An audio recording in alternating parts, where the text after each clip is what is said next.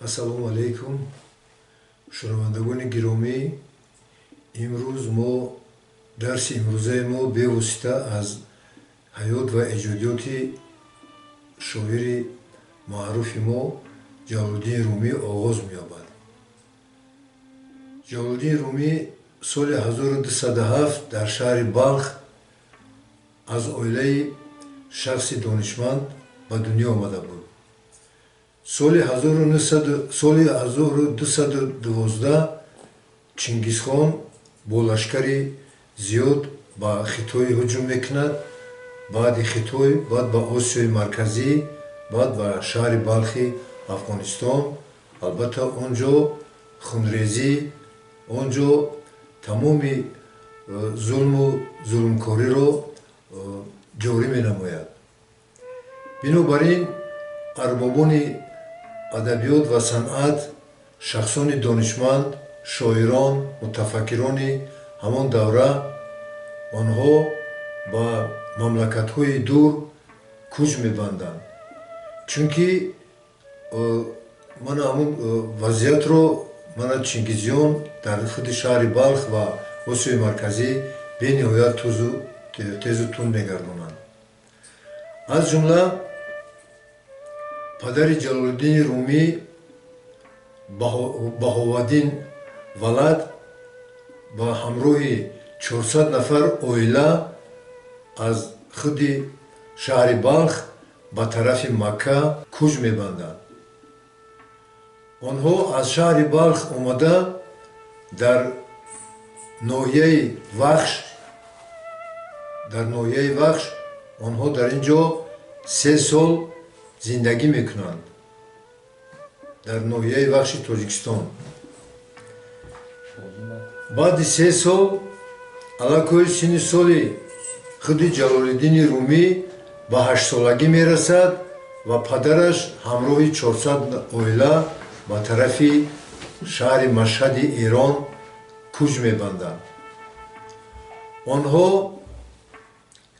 ҳафтаю моҳҳои дароз роҳ рафта оқибат ба шаҳри Машҳад мерасанд ва азбаски Баҳоваддин Валад шахси донишманд буд ва овозаи ӯ ба тамоми Эрону мамлакатҳои Шарқ паҳн шуда буд ва вақте ки Баҳоваддин Валад ҳамроҳи манамун шахсони дар ҳамроҳаш буда ба шаҳри Машҳад мерасад, ӯро мана Фаридуни Аттор, шоири намоёни ҳамон давра, пешвоз мегирад.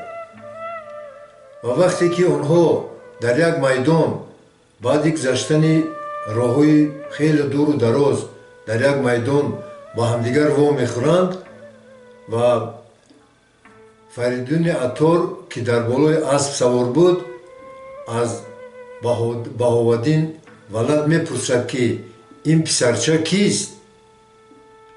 ва Баҳоваддин мегӯяд ки ин писари ман. номаш чист? номаш Ҷалолиддин. ва худи Фаридуни Аттор ба ӯ мегӯяд ки мана ҳамин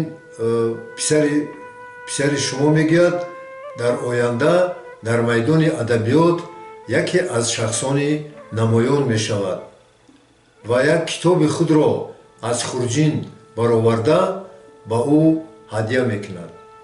хулоса онҳо ба Эрон, ба шаҳри Машҳад мераванд ва чанде дар шаҳри Машҳад зиндагӣ мекунанд. оҳиста оҳиста мана Ҷалолиддин Румӣ ба навиштани як қатор шеърҳо оғоз мекунад ва шӯҳрати шоирии ӯ ба тамоми Эрон, аз он ҷумла шаҳри Шероз, Табрез, Машҳад ва ба Туркия, ҳатто ба Туркия шеърҳои ӯ паҳн мешаванд ва шеърҳои ӯро Шамси Табрезӣ, ки яке аз шоирони барҷастаи ҳамон давра дар тамоми сарзамини Эрону Туркия ба шумор мерафт, хонда бо ӯ мана ба воситаи мактуб ғоибона шинос мешаванд ва Шамси Табрезӣ, ки дар خودی شهر قونای اون وقت اون شهر قونای رو اول شهر قونای بود در ترکیه و وقتی که خودی اسکندر مقدومی از یونان با ترکیه هجوم میکند همین شهر قونای رو ضبط کرده میگیرد و رومی ها رو کوچانده با اونجا میبرد و اون شهر رو شهری روم نام میگذارد. بنابر همین مانا اون شهر رو شهری رومی ها مینامیدند. لیکن تو هجومی خودی اسکندر مقدومی اون شهر رو شهر قونای میگفتند که حاضران شهر با نام شهر قونای مشهور است. انا اکنون خودی جلال‌الدین رومی با کی غایبانه با شمس تبریزی شناس می شود او را استاد خود می شمارد و در شهر مشهد با یکی از دختران سوداگری که از شهر سمرقند بود و صاحب نام داشت با دختر او خانه‌دار می شود فرزنددار می شود و وقتی که شمس تبریزی او را به نزد خود دعوت می کند او به شهر روم می رود و همراه شمس تبریزی چندی در اونجا غزل می نویسد شعرها ایجاد می کند و حتی از بسیار مهر و محبت از دوستداری شمس تبریزی او بسیار غزلهای خود را با تخلص شمس تبریزی می نوشت و وقتی که شمس تبریزی از عالم چشم می پوشد و جلال‌الدین رومی در همون شهر روم می ماند. اکنون برای اون جلال‌الدین رومی می گویند که او آخرهای حیات خود را نصف زیادی حیات خود را در شهر رومی ترکیه گذرانده است. بنابراین تخلص او رومی جلال‌الدین رومی می باشد. تا آخر عمر یعنی تا 17 دکبر سال 1273 در شهر روم عمر به سر برده و اونجا با از دنیا چشم می پوشد.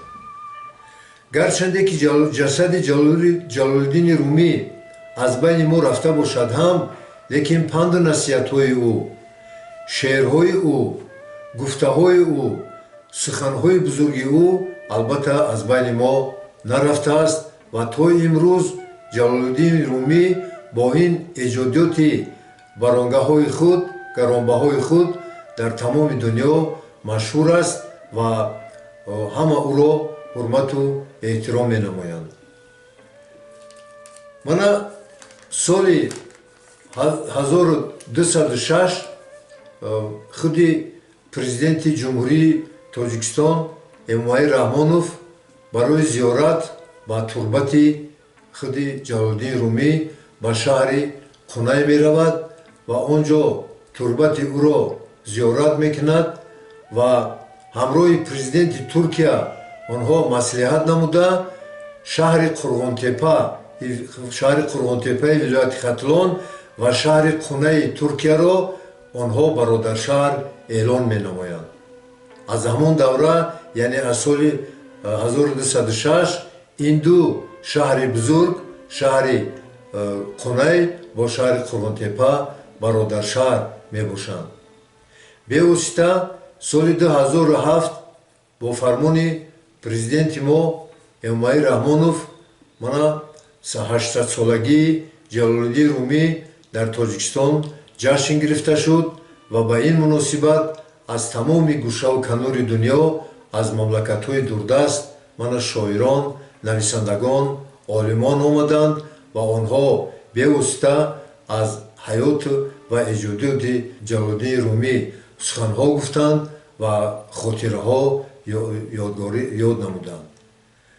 ана акнун як чизро боз дар ҳамин ҷа қайд кардани мо лозим аст ки мана тамоми ин олимони русу олимони француз инро санҷида баромаданд. дар ҳақиқат аз Ҷалолиддин Румӣ баъди куч бастани падараш аз шаҳри Балх 3 сол яъне аз 5-солагӣ то то 8 солагиаш дар ман ҳамин ноҳияи вахши вилояти Қуронтепа умр ба сар бурдааст ва ин дар худи ёддоштҳои худи ман ҳамин нависандагони мо аз он ҷумла Садриддин Айнӣ ин чиз сабт шудааст ва бевосита дар ғазалҳои Саъдии Шерозиам ин чизро ишора намудаанд. мана дар ин ҷа Ҷалолиддин Румӣ аввалин рубоии худро бо ҳамин мисраҳо оғоз намуда буд. мо софдилонем, ба кас кор надорем, халқест ба мо душману мо бо ҳама ёрем. мо шохи дарахтем чун меваи тавҳид, ҳар раҳгузаре санг занад ор надорем.